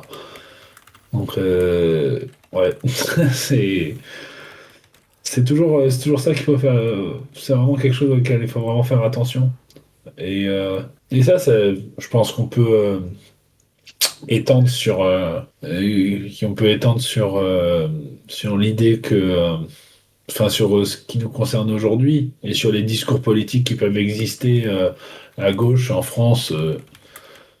Voilà, l'idée que bah, souvent à gauche on entend oui, alors c'est exprimé de manière différente que les bolcheviks le faisaient ou que le gouvernement soviétique le faisait à l'époque. C'était tous les discours disant oui, on a dépassé cette question de c'est pas juste la classe ouvrière, c'est bah là récemment j'ai essayé de regarder jusqu'au bout, je suis pas allé jusqu'au bout vraiment, mais la discussion entre Lordon et Mélenchon, bon c'est sur hors série. Et c'est vrai que c'est rempli de ces approches-là, quoi. De se dire, ah, oui, aujourd'hui, il n'y a pas. Enfin, en fait, là, ce que dit le Mélenchon dans le hors-série, c'est de dire qu'en gros, c'est en parler de la lutte des classes ou de la classe ouvrière comme un catéchisme et tout ça. Bon, moi, à mon avis, il a surtout été trop. Il a été trop formé par des semi-habiles trotskistes. Je suis désolé, là, je balance, mais au bout d'un moment, la manière dont il parle du marxisme, c'est un festival de matérialisme vulgaire au mieux. Et bon, mais toujours est-il que voilà, la manière dont il parle de tout ça, c'est de dire ouais, en fait, bon, la question des intérêts de classe et tout ça, c'est pas un truc qui est signifiant ou pas signifiant primairement et qu'en fait, il faut parler de la lutte pour les réseaux d'approvisionnement, etc., quoi. Et enfin, là, je prends un exemple un petit peu facile parce que c'est Mélenchon et que c'est pas le grand marxisme le grand marxisme du XXe siècle ni du XXIe. Mais c'est toujours plus intéressant. C'est quand même toujours intéressant de voir comment les gens en parlent parce que même si tu vas à l'extrême gauche, dans ce qui a plus à gauche, je suis désolé, les mots d'ordre, les lignes, ça va être souvent des trucs contre la pol. Moi, j'avais Révolution permanente dans ma ville qui avait beaucoup ce mot d'ordre de contre les politiciens professionnels. Je suis là, vous êtes censé être communiste, c'est ça votre analyse du réel, c'est ça le mot d'ordre que vous tirez de des nécessités maintenant. Enfin bon, je sais que c'était des élections municipales, mais tu vois. C'est un truc qu'on trouve un peu partout. Et en fait, vraiment, le fait d'aller à droite. d'aller chercher des, euh, des lignes politiques un peu faciles d'une certaine manière, qui esquivent le problème. Et je sais que c'est pas facile parce que là, on en parle, c'est très compliqué. Et pour plein de raisons, pour moi, c'est très compliqué en plus dans un pays comme impérialiste comme la France de formuler des lignes et des, et des, des modalités de lutte qui sont adéquates. Parce qu'en plus, c'est compliqué en France parce qu'à mon avis, je pense que c'est pour plein de raisons, c'est des, c'est des choses qui vont être impopulaires parmi la plupart des gens en fait aujourd'hui. Alors on parle, mais bon, c'est pas le sujet.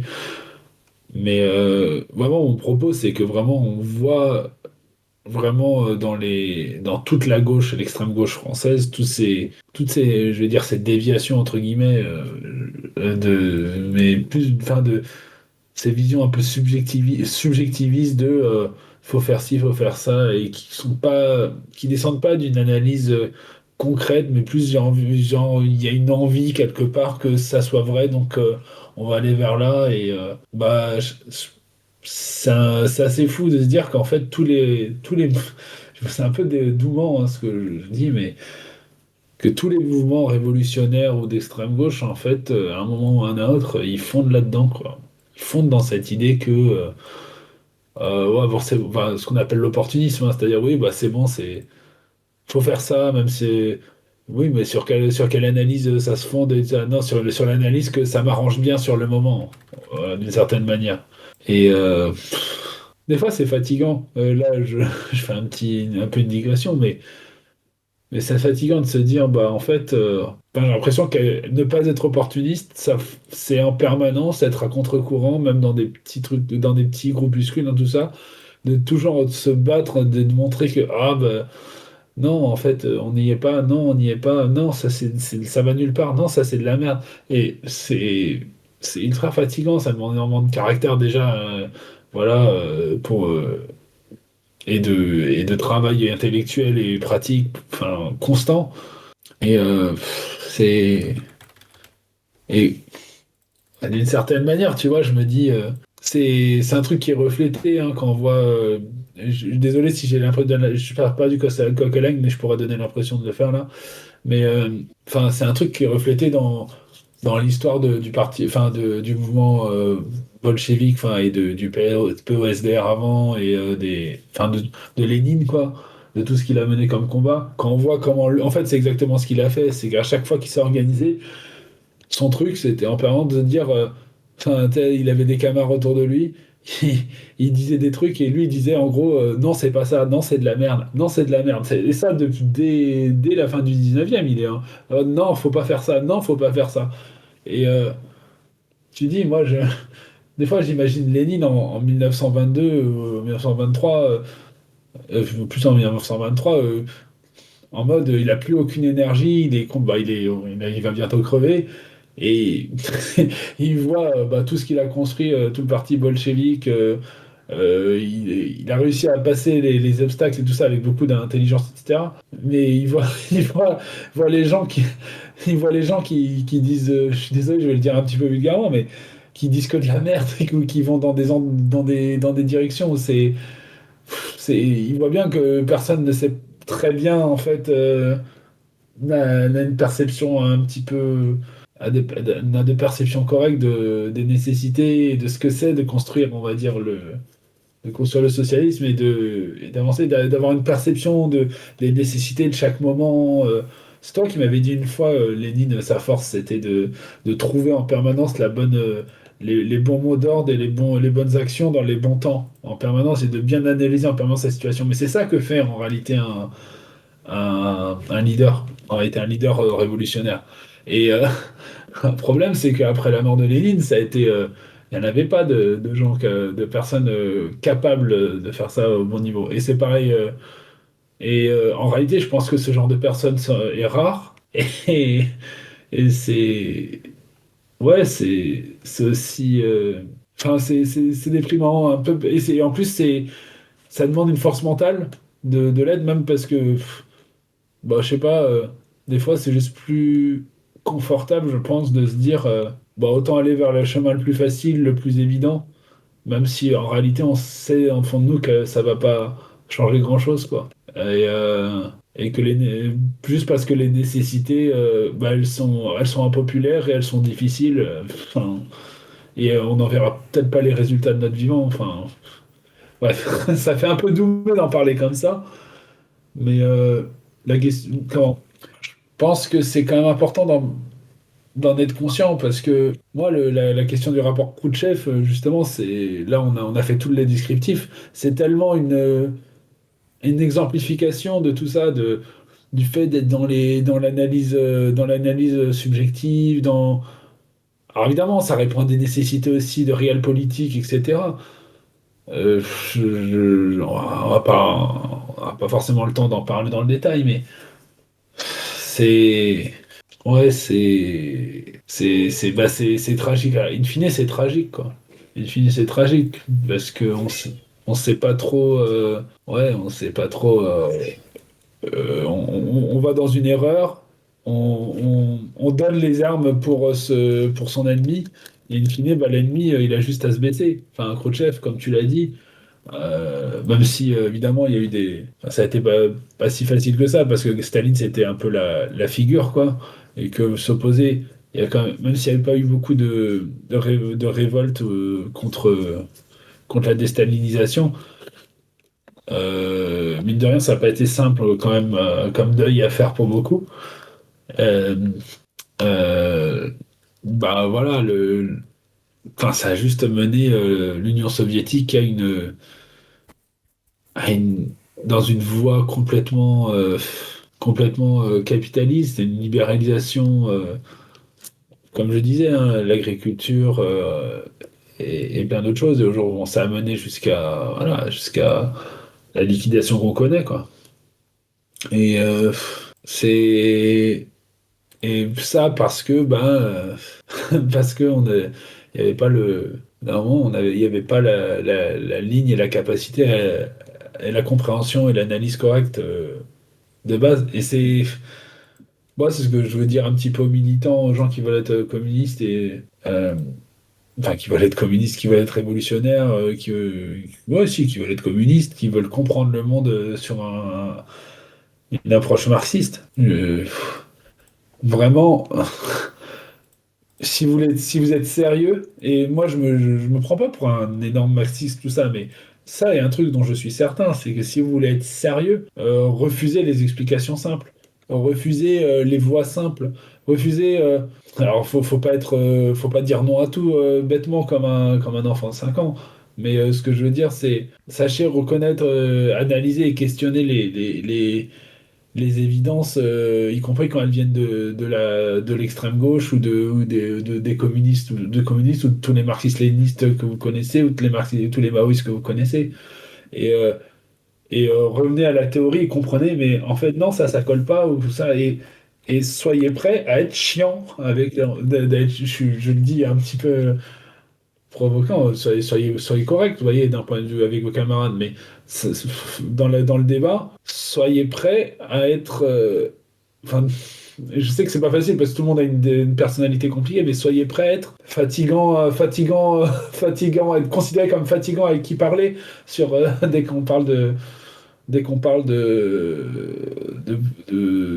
quand on parle de stratégie, de comment de ce qu'il convient de faire, de tactique, etc., dans le groupe dans lequel vous serez, ou dans lequel vous êtes éventuellement. Parce qu'en réalité, si vous le faites pas, si tout le monde est dans une attitude suiviste, euh, c'est pas genre en mode ouais, vous allez être vous allez suivre le grand chef de manière un peu bête. Non, c'est même pas ça, c'est juste vous allez, euh, vous allez reproduire vous allez reproduire un peu une, une sorte de routine. Vous risquez de vous reproduire une routine que vous n'allez pas vraiment questionner. Et ça ne veut pas dire qu'il faut pas avoir une discipline de parti, une discipline à l'intérieur, mais au moment de discuter et de remettre en question des arguments, mais vraiment, soyez enfin, soyez dans l'analyse et dans le questionnement en permanence. Parce qu'il n'y a que ça qui fait. Parce que sinon, moi je l'avais dit dans une vidéo qu'on avait faite avant, euh, être fort à un instant T, en termes de nombre, en termes d'impact dans les masses et tout ça, c'est toujours possible. Euh, mais ça signifie pas que vous avez, entre guillemets, que vous avancez vers la révolution ou que vous avancez vers le socialisme. On peut très bien avoir raison pour des raisons qui sont pas forcément. Enfin, on peut très bien être premier, être bien placé, être fort pour des raisons qui sont pas juste du fait que politiquement vous êtes pertinent. Ça peut être. Je veux dire, moi, de mon point de vue, par exemple, le PCF, le PCF, objectivement, c'était le premier parti de France dans les années 50. 40, fin des années 40, début des années 50. C'était le premier parti de gauche pendant très longtemps. C'était un parti mais immense. C'est un parti où les gens enfin, respectaient, quoi, obligés de, voilà, de garder un respect. Mais pour moi, et pour mon compère aussi, parce que je sais qu'il est d'accord avec moi, la ligne du PCF était une ligne qui partait vers, on en a déjà parlé hein, dans notre vidéo sur le PCF, mais qui allait et qui avançait vers une forme de social chauvinisme, une sorte de, ouais, une forme d'intégrationnisme social à la République. Et bah, ouais, ok, les termes communistes disaient vive Staline, mais in fine, voilà, ils étaient forts dans les masses, mais ça ne signifiait pas qu'ils s'avançaient vers le communisme. Donc vraiment, euh, ouais, si je dois dire un seul truc, c'est ça, quoi. Genre, déjà, ne soyez pas simplement suiviste si vous êtes communiste, si vous êtes militant. Euh, Armez-vous intellectuellement d'une compréhension et surtout imposez-la à vos camarades. Remettez en question ce qui est dit. Même si le chef, il a l'air de savoir ce qu'il dit et tout ça, si vous voyez des failles, n'hésitez pas à prendre la parole et à dire non, non, ça me convient pas, ça me convient, il va falloir me convaincre mieux que ça parce que telle ou telle chose, quoi. Parce que voilà, nos principes, ça colle pas avec nos principes et ce qu'on est censé faire. Et sachez argumenter, apprenez à parler et tout ça, bien sûr. Et ça s'apprend, hein. Et peut-être pour certains d'entre vous, ça va être une affaire de. Il y aura peut-être des blocages au niveau de la personnalité, parce que tout le monde peut pas s'imposer dans une discussion aussi bien. Mais ça aussi, ça s'apprend, hein. C'est pas non plus une fatalité complète. En tout cas, on peut travailler autour, quoi. Mais, euh, mais en tous les cas, soyez au mieux possible pour. Parce qu'en fait, les erreurs ou le subjectivisme, ce qu'on appelle le subjectivisme, c'est-à-dire le fait de penser que les choses sont vraies parce qu'elles nous arrangent quelque part, et elles arrangent la subjectivité qu'on veut apposer, bah ça a des effets catastrophiques. Ça peut avoir des conséquences catastrophiques, encore plus catastrophiques quand on gagne en plus. Parce que derrière, bah voilà quoi, c'est ce qu'on vient de dire avec le rapport de Khrouchtchev. Ça mène à être à rétablir le capitalisme et puis après rétablir puis quand il y a plus le quand il y a plus de modèle entre guillemets social ou de drapeau rouge à défendre en plus ça bascule vers la réaction la plus ouverte et la plus évidente quoi. Parce que pour moi Poutine il émerge pas de nulle part non plus d'une certaine manière. Euh, Bon, là, je divague un peu, mais voilà, quoi. Donc voilà, tout ce que j'ai à dire, hein, c'est les leçons de, pas du rapport Khrouchtchev en soi, enfin si, mais indirectement, je veux dire, c'est, soyez pas, vous contentez pas de ce qui semble être évident. Ne vous contentez pas, allez toujours creuser, allez toujours lire, allez toujours comprendre, cherchez toujours à comprendre le monde en permanence, quoi. Voilà. Et n'hésitez pas à critiquer. C'est super important. Et d'ailleurs, nous, on entend le faire aussi. En fait, on en a discuté plusieurs fois. On entend critiquer un minimum, beaucoup en réalité, certaines conceptions présentes dans la gauche française, dans l'extrême gauche française, et notamment certaines tactiques, voire stratégies, parce que des fois, bon, certaines sont pas claires, de certaines personnes se prétendant communistes et avançant avançant certaines lignes qui, à mon avis, est un petit peu semblable, en tout cas dans le processus mental, à ce que Staline faisait quand il disait qu'il n'y a plus besoin de dictature du prolétariat. C'est-à-dire que c'est la voie facile d'une certaine manière. Mais ça, on en reparlera après, quoi. Je vais rester cryptique sur la question. Est-ce que tu aurais un truc à rajouter à mes divagations? Non, non, non, j'ai rien à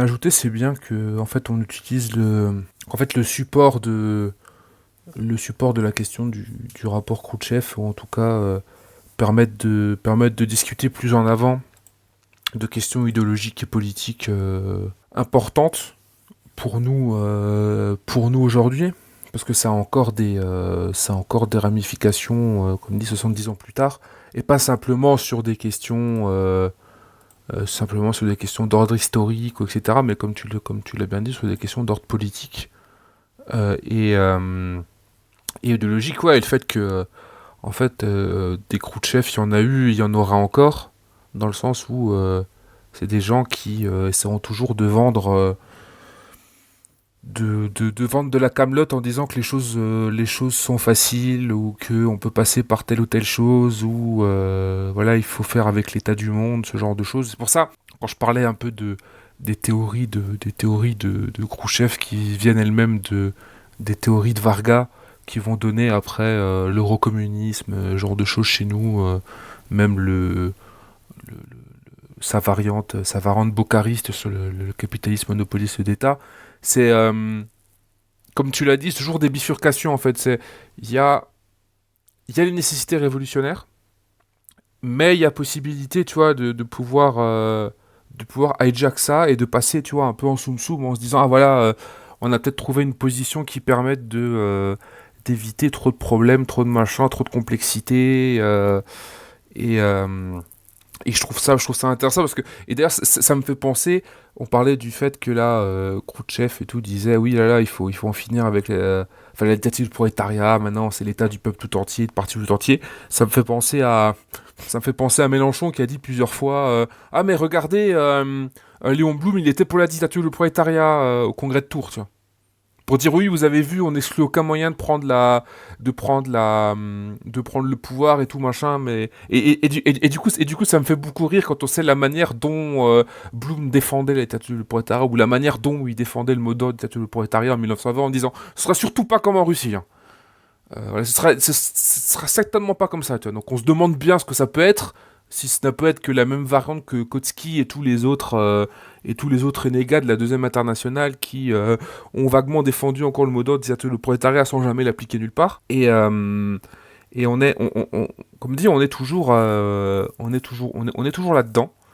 Et on vit toujours sous ce, comment dire, pas sous ce joug, mais disons que le révisionnisme, malgré sa défaite de 91, avec la chute définitive de l'Union soviétique, etc., reste un cadavre qui est encore vivant et qui continue d'avoir un fort impact sur la manière dont on fait de la politique, où on voit les choses de manière politique et idéologique. Et j'ai l'impression de mettre de côté en fait les questions brûlantes qui sont aujourd'hui des questions qu'on a déjà discutées, hein, mais qui pour moi restent importantes. La question du parti, une question de qu'est-ce que c'est qu'une stratégie politico-militaire aujourd'hui dans un pays impérialiste, même au niveau européen, tu vois, enfin, dans les centres impérialistes. Toutes ces questions-là qui sont remplacées par non, non, vous inquiétez pas, laissez-nous prendre le pouvoir, et puis après, peut-être que si on a de la chance ou si on y arrive, on pourra peut-être arriver, enfin, avec le mouvement de masse, etc., réussir à faire des changements. Et ça me fait penser à... tout ça me fait penser à, à une citation de Mao. Alors, je l'ai plus exactement en tête, mais c'est la citation de Mao quand il parle de... C'est la citation de Mao sur les deux épées. Et il dit, voilà, je crois que c'est une citation de 58-59, où il dit, voilà, il a dit, pour moi, il y a deux épées, il y a Lénine et Staline. Il dit, voilà, des gens comme Gomulka, etc., enfin, en Pologne, ont, ont, ont jeté ont jeté la première épée, ils ont critiqué Staline, ils l'ont viré, tout machin, voilà, enfin, ils l'ont utilisé de manière unilatérale. Et ce que dit Mao, il dit, faut faire gaffe parce que qu'est-ce qui empêche ces gens-là après de jeter la deuxième épée, de jeter Lénine et de dire ah bah on a plus besoin, enfin. Et Mao dit si on jette Lénine, du coup ça veut dire que bah en fait les enseignements universels de la révolution de 17 on en a plus besoin. Donc en fait on a même plus besoin de Lénine en fait. Donc c'est pour ça en fait les postures derrière on revient à quelque chose, on cherche une autre voie. Mao avait pré-shot ça en disant voilà, on commence par critiquer la figure la plus tutélaire, comment dire, la plus unanimement détestée. Et après, on peut liquider le reste parce que si t'aimes pas Staline, bah du coup, qu'est-ce qui donne Staline? Bah c'est Lénine. Et du coup, quand tu réfléchis bien, Lénine c'est pas bien, donc du coup tu dégages Lénine. Et puis après tu réfléchis, tu dis ah mais Marx, finalement est-ce qu'il n'y a pas déjà un problème chez Marx? Et puis après, enfin voilà. Et après c'est les nouveaux philosophes, hein. Tu fais remonter le totalitarisme à Platon, je sais pas quelle autre connerie, et puis voilà, tu vois, genre, tout optimisme, toute pensée rationnelle, optimiste, etc., mène au totalitarisme, donc du coup, c'est pas bien, tu vois. Il faut être libéral et pessimiste. Voilà. Donc faut travailler ces questions-là, idéologiques et politiques, et pouvoir parler de prendre le rapport Khrouchtchev ou au moins voir le rapport secret, comment est-ce qu'il a impacté à la fois la société soviétique de manière générale et aussi du coup le mouvement communiste international qui s'est après divisé sur des questions précises, idéologiques, politiques, qu'est-ce que c'est que le léninisme, qu'est-ce que c'est que le marxisme-léninisme, quelle politique on doit avoir vis-à-vis du parti, des organisations de masse, de la stratégie générale qu'on va avoir, la stratégie révolutionnaire.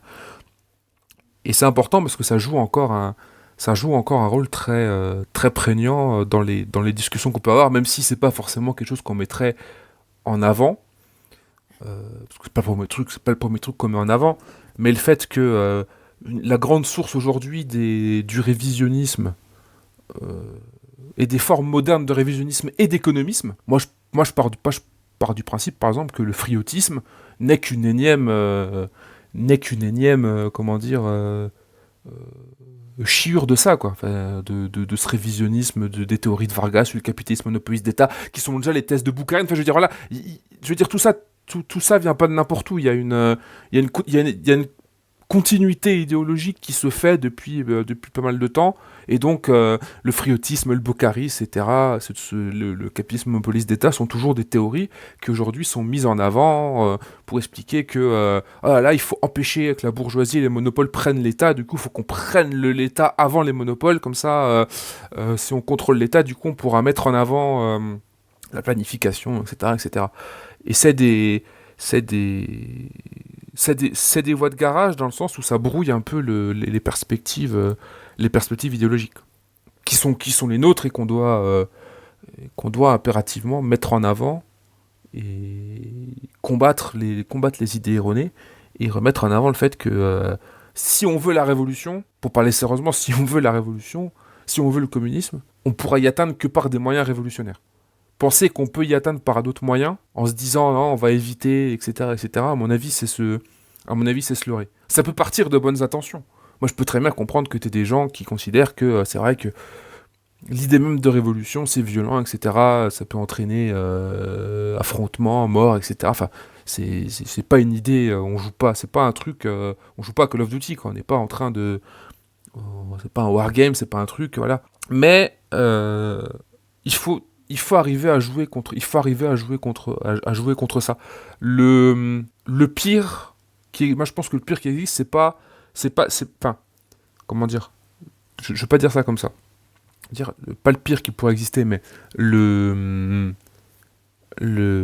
comment dire, ce qui est difficile à battre, c'est pas nos adversaires directs, parce qu'on peut clairement les identifier, ceux-là. On sait très bien que c'est la réaction, les capitalistes, etc. On arrive très bien à les pointer du doigt pour pouvoir les combattre. Mais c'est plutôt combattre ceux qui sont soit pour le statu quo, ou soit sont pour des formes évolutionnistes, tranquilles, de machin, on va passer par ça, puis t'as vu, c'est créatif, et puis voilà, on s'oppose à l'orthodoxie du marxisme, etc. Tu vois, on crée ça, c'est plus dur à combattre. C'est plus dur à combattre parce que ça prétend revenir sous des oripeaux neufs, alors qu'en fait, c'est des idées que Marx et Engels combattaient déjà à leur époque. Je veux dire, c'est cyclique. Lénine combattait les mêmes choses, Mao a combattu les mêmes choses. Je veux dire, on a toujours dans le marxisme, il y a toujours eu ce combat contre le révisionnisme qui se présente à la fois soit comme un opportunisme de droite, soit comme un opportunisme de gauche, qui fondamentalement reste un opportunisme de droite. Ah oui, c'est pour ça que je mentionnais Mélenchon et la discussion avec Lordon. Bon, Lordon, enfin, limite, ça sert à rien ça sert à rien de se prendre la tête avec lui, parce que enfin, c'est juste, c'est vraiment la caricature de l'intellectuel de gauche, quoi. Donc, on s'en fiche, quoi, de Lordon.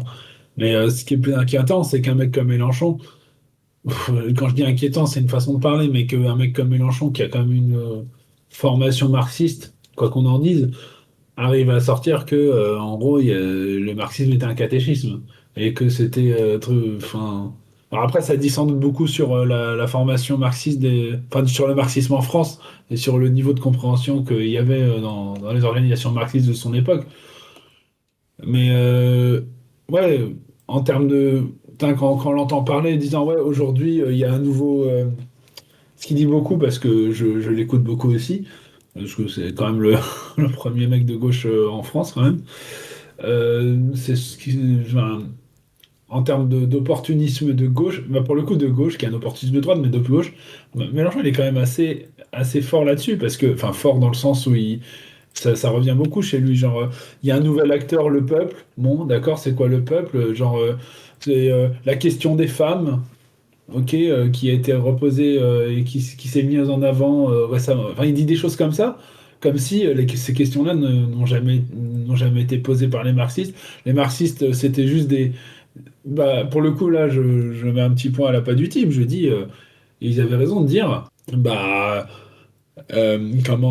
faut arrêter de parler, nous à gauche, sur Mélenchon en l'occurrence, comme si les marxistes du début du 20e, fin du 19e, c'était des espèces d'économicistes débiles qui pensaient que classe ouvrière qui sort de l'usine et que ça a été que c'était ça. Faut arrêter de croire que les marxistes de cette époque, c'était les marxistes tels comme ils sont vus par la droite, quoi.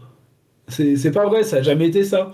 Il faut lâcher ça, c'est super chiant. Moi, j'en ai marre d'entendre des gens qui disent en gros, ouais, enfin, ça, c'est vraiment le même Mars failed to consider. C'est genre, Mars n'a pas pensé à ci, pas pensé à ça. Bon, bah, si, connard, c'est juste que tu l'as pas lu, quoi. Enfin, au bout d'un moment, c'est fatigant. Et, euh, et, euh, et, euh, et ouais, souvent, bah, les gens qui vont passer par, qui vont enfin nier la nécessité de la révolution, nier les enseignements, les nécessités du marxisme, qui sont comment décrites et professées, je vais dire professées hein, par le marxiste, c'est des gens qui vont vraiment essayer de réinventer la roue en permanence et comme tu dis, revenir avancer des positions qui sont déjà battues en brèche, enfin pas battues en brèche, déglinguées intellectuellement et dans les faits, enfin objectivement, depuis 100 ans souvent. Et et quand je dis déglinguer, c'est-à-dire que déglinguer dans la mesure où tu veux bah, faire la révolution, parce que des gens comme Mélenchon, mais d'autres avant lui, hein, t'as dit Léon Blum, ou etc. L'idée qu'on va faire la révolution, mais t'inquiète, ça va être tranquille. Comme t'as dit, pas comme en Russie. Mais c'est pas nouveau, hein. Pas en mode violent, pas en mode ceci, pas en mode cela. C'est un truc qu'on essaye de nous vendre depuis plus de 100 ans. Et donc, bah oui, mais ça a été déglingué dans tous les sens, hein, comme idée, hein. Il faut arrêter au bout d'un moment. Non, donc voilà, j'abonde dans ton sens, je dirais pas plus loin, j'en dirais pas plus, mais c'est fatigant en fait. C'est fatigant de devoir en permanence se faire répondre que en fait non, t'as pas pris ça en compte, t'as pas pris ça en compte. Bah si en fait, sauf que bah, on en a une vie. Enfin, si on l'a pris en compte, sauf que ça ne signifie pas qu'il faut expulser. Que ça signifie pas que les nécessités que le marxisme avance sont fausses en fait, ou sont mauvaises. Et ça, bah, bref, je vais pas répéter ce que tu as dit, ça sert à rien, mais voilà quoi. Là, t'as touché un petit peu un truc qui m'énerve, c'est vraiment d'entendre, bah, je vais dire des gauchistes qui se croient très intelligents à réfuter Marx et qui en comprennent même pas le début. le début du centième, quoi. Genre, c'est bon, quoi. Oui. Oui, oui, non, mais moi je partage ton. Je partage entièrement la critique. Mais du coup, voilà. Je sais pas, j'ai pas d'autres choses à rajouter, personnellement. Je sais pas si toi, t'as envie de conclure quelque chose. Moi, je pense avoir dit ce que j'avais à dire en partant de, comme dit, du rapport Khrouchtchev pour ensuite, je dirais pas divaguer, mais pour un peu essayer de comprendre en fait les besoins qu'on a et qu'on doit avoir en tant que communiste pour résister sur le plan idéologique et pratique. Donc voilà. Bah, j'ai pas, enfin oui, enfin, je peux conclure en disant simplement, bah, vraiment, tout ce que j'ai dit, tout le laïus que j'ai fait sur le fait de se nourrir intellectuellement, d'essayer de comprendre, d'avoir une compréhension marxiste du monde et de ce qui vous entend, de ce qui vous entoure, et de vous poser les bonnes questions et de vous organiser autour de ces questions et de ces questionnements. Et si vous êtes déjà organisé, bah, imposez ces questions-là là où vous êtes organisé. Ici, et aussi accessoirement, s'il y a trop de résistance, je veux dire, on se moque beaucoup en mode, ah, les trotskistes, vous faites des scissions, tout ça. On s'en fout, c'est le problème des scissions trotskistes, c'est pas le fait de se barrer, c'est le fait de se barrer de son principe. C'est ça le truc. Donc, si vous avez tombé sur un mur, vous vous barrez, vous faites autre chose, hein. Mais n'ayez pas peur d'être faible, hein. De toute façon, tout le monde est faible à l'extrême gauche, donc allez-y, hein. Et posez-vous les bonnes questions. Moi, je pense qu'on ne peut grandir que si les gens cherchent vraiment à trouver, à répondre aux nécessités avec une compréhension marxiste profonde, quoi. Et pas avec des approximations qui sont confortables. Voilà. Et c'est là-dessus que je conclurai. Ne devenez pas des crocs-de-chef malgré vous. C'est une très bonne, c'est une très bonne conclusion. Ouais. Il faut lutter, il faut lutter ardemment contre les Khrouchtchev qui sont en nous. Je pense que c'est Ouais. je pense que c'est une bonne conclusion. Eh bien, on vous remercie de nous avoir écoutés. Et ben, comme d'habitude, n'hésitez pas à liker, partager, commenter. Comme d'habitude, comme d'habitude, comme ça a été déjà dit, je vais le redire. Donc, on est présent sur plusieurs plateformes. Donc, on est présent sur X, on est présent sur TikTok et les podcasts sont également disponibles sur Deezer et sur Spotify. Donc voilà, à écouter, réécouter, à partager. Et encore une fois, s'il y a des critiques, des choses même tout simplement des choses auxquelles vous voulez qu'on parle, qu'on discute, ben n'hésitez pas. Voilà, en vous remerciant encore et en vous souhaitant une bonne écoute.